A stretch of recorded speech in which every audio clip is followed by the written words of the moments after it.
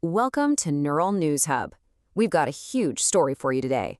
On the surface, it looks like three completely different things: a torpedo strike, a major tech company taking an ethical stand, and a really high-stakes diplomatic gamble. But what if I told you they're all part of one single story? A story that is literally rewriting the rules of modern warfare. So let's get right into it. March 4th, 2026, yesterday. This is a date that's going to go down in the history books. Out in the Indian Ocean, a U.S. submarine did something that hasn't happened since the Second World War. It fired a torpedo and sank an enemy warship, the Iranian naval frigate IRIS Dena. Now, this isn't just some minor incident. We're talking about a seismic shift, a moment that changes everything. So, to really get a grip on just how huge this is, let's quickly trace the Dena's final days.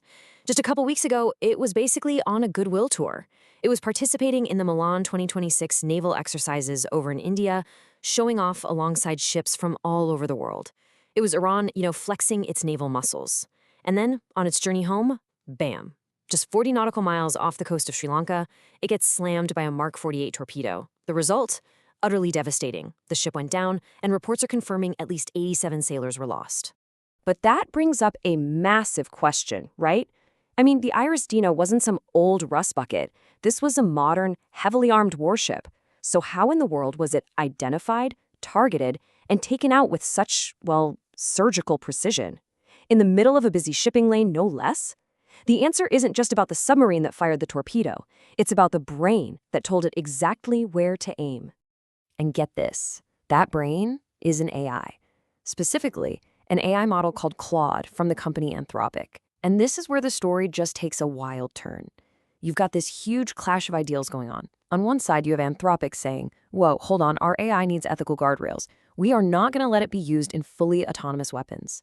But on the other side, you've got the Pentagon pushing back, saying, nope, we need unrestricted use for all military applications. And this disagreement, it wasn't just a friendly debate. It got so heated that Anthropic actually ended up on a federal blacklist. And here is the absolute irony of this entire situation. The U.S. strike that sank the Dena, it was part of this big AI-led mission codenamed Operation Epic Fury.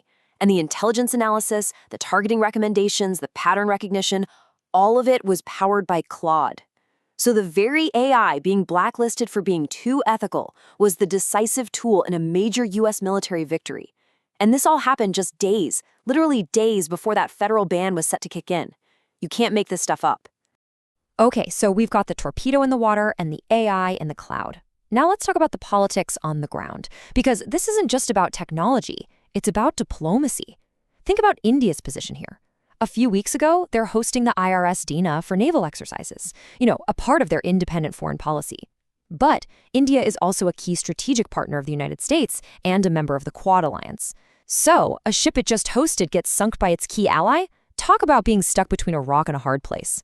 New Delhi is now forced to walk this incredibly delicate tightrope in one of the most volatile regions on the planet.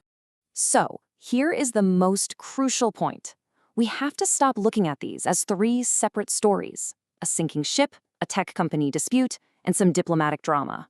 We are witnessing the emergence of what we have to call the strategic nexus. It's a whole new reality where the physical, kinetic action, like a torpedo strike, and the digital realm of AI control, and the political chessboard of techno-diplomacy are all fused into a single, interconnected battle space. What happens in one area directly and immediately impacts all the others. Now, let's dive into the immediate digital fallout of all this. With Anthropic blacklisted, the massive burden of this decision falls on the data analytics giant Palantir.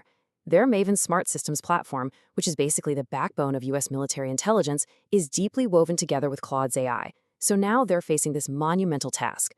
They have to go in and surgically remove every bit of Claude, re-engineer the most critical targeting systems from the ground up, and then plug in totally new AI models. This isn't like a simple software update. This is open-heart surgery on a live, classified military system. And how long is this digital surgery going to take? Well, estimates are saying a minimum of 6 months. For half a year, the very AI-driven targeting systems that just proved to be so devastatingly effective will be in a state of flux. They'll be getting rebuilt, retested, redeployed. This creates a critical window of potential vulnerability for Western military forces, a period of heightened risk that you can bet adversaries will be looking to exploit. So, what are the big takeaways from all this? What are the new rules of conflict that are emerging from this strategic nexus? Well, first, submarine dominance is undeniable. Those stealthy undersea platforms are still the ultimate kinetic weapon. Second, the brain is now just as important as the bicep. AI-centric kill chains, from finding the target to pulling the trigger, are the new centerpiece of military power. And finally, your techno-diplomatic alliances are everything. A nation's choice of technology partners can literally define its allegiances and its vulnerabilities in a global conflict. Please hit the like and subscribe button for more such updates and informative videos.